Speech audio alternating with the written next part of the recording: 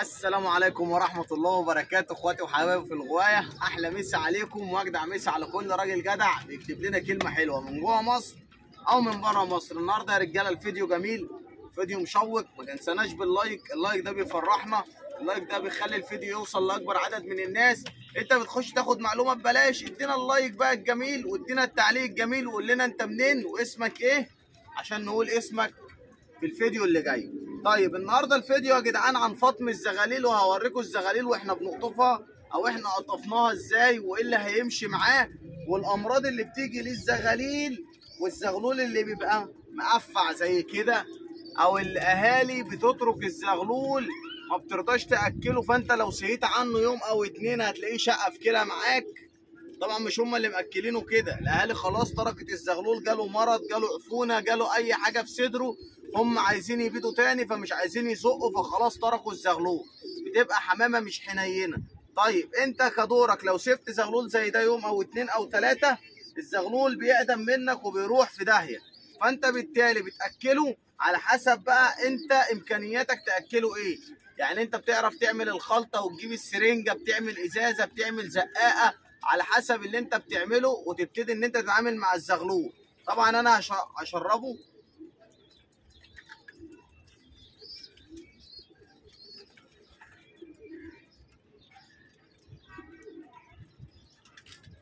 وابتدي ان انا اشتغل معاه زي ما انتم شايفين كده. هشتغل معاه يدوي، هشتغل معاه يدوي. يعني ايه هشتغل معاه يدوي؟ يعني انا باكله. طب انت بتاكله ايه يا عم محمد او يا ابو حميد او يا محمد ايا كان؟ انا باكله يا جدعان اكل الحمام.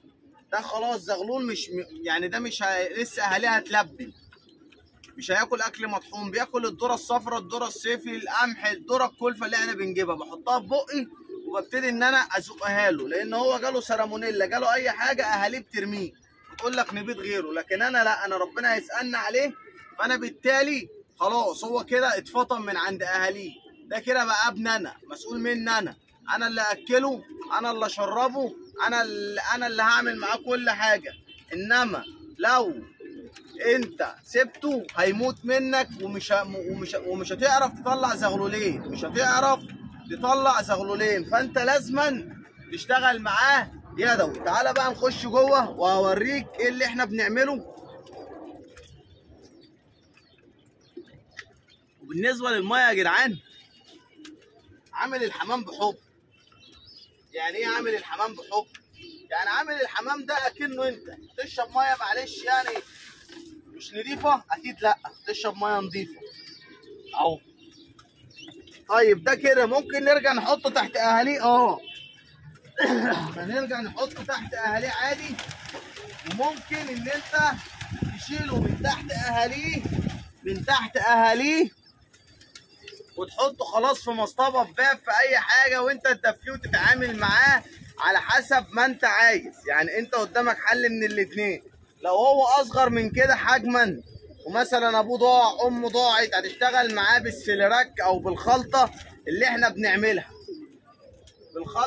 بنعملها، وركز معايا، ركز معايا. لما يبقى زغلول مثلا عندك طالعين من عمر بعض، فتلاقي زغلول مثلا كده اهو، كده صحته حلوه كده، مش مشقوف ولا حاجه، وتلاقي التاني مشقوف منك، لازما ان انت تتدخل. وبالنسبه للميه اللي انت بتساله، ممكن تديله ميه بسكر، ممكن تديله ميه بعسل، ممكن تديله فيتامين، ممكن تديله عصير، ممكن تديله اي حاجه، وانا هفرجكم على الزغلول ده. وطبعا مش هو ده لوحده، لا بصوا في زغلول تاني ازرق اهو، نفس الكلام. اول ما تلاقي، بصوا يا رجاله، بص انا هعلمك حاجه، بص ده اخو ده، بصوا الرجل ذات نفسها طالما الضفر رفع كده، اعرف ان الزغلول ده داخل على زي نظام انيميا او ضعف، فبالتالي مش الاهالي هتاكله، مش هيجري على اهاليه فهيزقوا التاني وخلاص. لو لقيت الزغلول فيه زي كده، دي بدايه اسهال او سالمونيلا او الكلام ده، برضه هتلاقي الاهالي هتتركه مش هتزقه، فانت تبتدي بقى تلمهم في كرتونه، في باب، في قطعه، وتشتغل معاهم. لكن الزغلول زي كده مثلا اهو، صحته حلوه، واكل حلو، الكلام ده خلاص سيبه تحت اهاليه، ما تتدخلش انت، سيبه هم مأكلينه ومشربينه والدنيا معاه 100 100. الدنيا معاه 100 100، ربنا يبارك لنا فيه. طبعا يا رجاله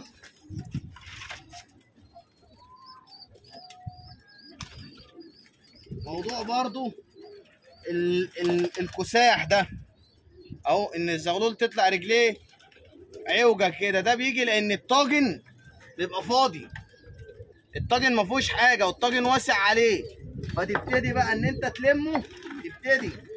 تلمه، تحطه في حاجه ضيقه زي كده. وفي حاجات بتتباع في السوق بتتركب في الرجل بتشد الرجل في حاجات بتتركب وبتشد الرجل، وممكن تجيب حتتين حبل وتربط له رجليه. طيب دي برضو ايه نقطه، دي انا شفناها على غفله، لان انا ما بفتش ورا الحمام يعني عامه. فدي برضو حاجه ايه كلمتك فيها. بالنسبه مثلا لذكر زي البنيدي ده، الذكر عيه زي ما انت شايف، بالتالي هينقل العيا لابنه، فلازم تشيل ابنه وتشتغل معاه. طيب حمامتين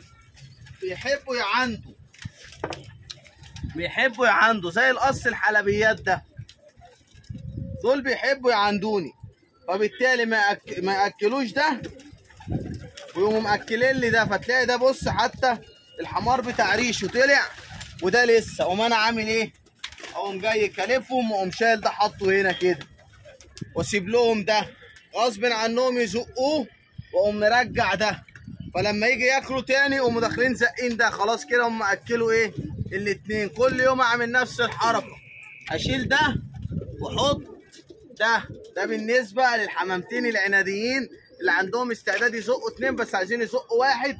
ولو انت شفت بالفيديو اللي فات بتاع امبارح انا كنت بقول لك لازم تعود الحمام يزق الاتنين، فده هيخليه يزق الاتنين ويطلع لك الاتنين حلوين وكويسين، عشان برضه نبقى احنا مع بعضينا. اما بقى بالصلاه على النبي كده نخش على موضوع الحلقه. كل ده يا جدعان احنا بنديك معلومات. دول بقى بالنسبه للزغاليل، ده كده خلاص انا فطمته. ده الزغلول الاسود اهو، دول خلاص كده دول اتفطموا. طيب وادي الزغلولين الاستراليات اهم، اخوات برضو، لان النتايه زي ما شفناه في الفيديو خليليه والذكر برقبه خضراء اهو.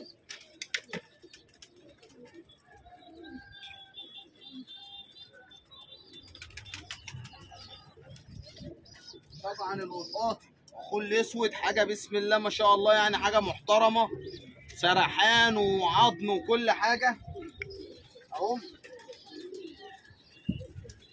وادي الزغلول الكركندي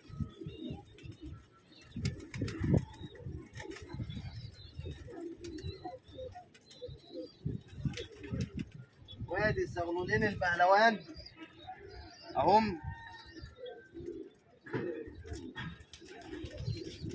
وادي اللهم صل على النبي الانجلايزي،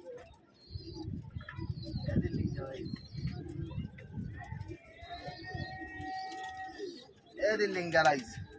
طبعا اول ما الحته دي اتكست خلاص هم كده اتعودوا على ايه؟ على ان هم ياكلوا. طبعا بما اني طبعا في زغلول اسود وصار تاني اهو زي ما انتم شايفين. طبعا بما ان انا متعود على ان الحمام بتاعي بياكل في البيبان، فبالتالي الزغاليل دي بتكلف وهي اصغر من كده، بس بما يرضي الله وللامانه انت لازم تعمل ايه؟ لما تيجي تعزل الزغاليل قبل ما تفكر تبيعها، فكر ان اللي ياخدها انت مش هتأذيه. يعني انت مش هتأذيه، يعني انت لازم تقفل على الزغاليل دي كده قبل. يعني انا مثلا هنزلهم يوم الجمعه ان شاء الله السوق هبيعهم، لان مفيش حد جه يعني في ناس كلمتني كتير بس المواعيد مش متظبطه، وانا كده دي زغاليل فانا مش هشغل بالي بيها يعني. وانا لولا المرض والموت طبعا، بما ان احنا ذكرنا الموت، فالنهارده القرباج التاني مات، القطقطه ابو 20 ابيض مات، اللبلق الاخضر التاني اتروش اهوت اتهز اهو يا جدعان زي ما انتم شايفين اتهز. ابو برنيطه برضو عي تاني عشان برضو تبقى انتوا معايا. العنبره بوش اهو الباكستانيه طبعا دول كان معاهم امبارح القرباج والقطقطه بعشر، بس خلاص ربنا يعوض علينا. فحد غيري ياخدهم ما يكونش عنده مرض لحد ما نقضي على المرض عندي، هو هيستفاد منهم وهيدعي لي. وبالنسبه للبهلوانيات دول ففي كذا عش تاني، يعني في كذا عش ان شاء الله، اذا كان اخواتهم او عيال اخواتهم. يعني انا عندي القص الكبير وعندي برضو قص تاني انتيتين واخدين ذكر اخوهم من نفس السلاله. فانت لازما اما تيجي تكشف الزغاليل دي وتشيلها وتفطمها عندك، مش تيجي انت تشيلهم من تحت اهليهم بالليل وتروح تبلي بيهم عيل مبتدئ او واحد لسه في الحمام او اصلا كان غاوي حتى، وتقول له بياكلوا ببقهم ومش عارفه فهو ياخد الزغاليل يحطها عنده لا مش عايزه تخلف. يوم 2 3 الزغلول بيقع منه وبيغور في داهيه وبيموت. بيقع منه ليه؟ لان انت ما بتكلفش الحمام في بابك، والقص بينزل ياكل اذا كان على سطح على الغيه ويطلع يسوق عياله، فبالتالي الزغلولين مستغربين فمش هيرضوا ياكلوا. انما كده صور كده يا باشا اهو. انا هفتح بس زي ما انتم شايفين اهو اهو كده. الزغاليل بتعمل ايه يا رجاله؟ بتلقط. اجي بالليل ارجعه لاهله عشان لو ما لقطش اهله يسقوه. اعمل كده معاه 3 4 ايام. حتى لو انت هتخليه ليه، لو حسيت ان الزغلول ما بيكلفش او كلفته على قده رجعه عند اهله بالليل ويطلع عليك الصبح اكشفه تاني وحطه في المصطبه، بحيث ان لما يا رجاله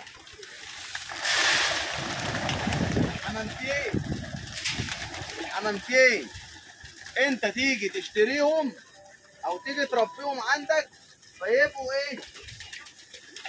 يبقوا بياكلوا ببقهم حقيقه مش كلام، فبالتالي ما يخسوش منك ولا يتعبوا ولا يضعفوا ولا الكلام ده. فانت تعرف كده ان انت ما بتأذيش اللي قدامك. انما لو انت يعني خدتهم من الضل للنار زي ما بيقولوا، هتلاقي نفسك انت اذيتني واذيت غيري بصوا الزغاليل يا جدعان كلها بالصلاه على النبي بتكلف، مفهومش حاجه ما بتكلفش. وباذن الله هننزلهم السوق، مش هنرجع بواحد منهم. دول بتاع 12 زغلول هم ولا 13 زغلول هننزلهم، لان انا مش هينفع اسيبهم عندي، لان المرض عندي خارب الدنيا زي ما انتم شايفين. بعد بقى ما اللي عندي دول لا يموتوا ولا يخفوا، نبتدي ان احنا لا نجيب لا اما باذن الله نطلع فرخنا يبقى عندنا، حتى يكون شهر 7 دخل شهر 6 خلص، فيبتدي ان احنا يبقى ما فيش الهوا اللي جه والعفار واللي حصل الايام اللي فاتت اللي غرقنا. يا رب يكون الفيديو ظريف لطيف عليك، ويا رب اكون انا قادر افيدك. وما تنسانيش في اللايك، واللي عايز اي حاجه يا جدعان يكلمني، انا برد على الناس كلها، اذا كان على التيك توك، على الفيس، على الانستجرام، على الواتساب، على التليفون الشخصي، انا برد على الناس. انا ما بتكبرش على اي حد، ما بتكبرش على حد، لان احنا في الاول والاخر كلنا بني ادمين وهي غية حمام. انا مش عالم ولا والي ولا اي حاجه، انا اقل خلق الله. السلام عليكم ورحمه الله وبركاته.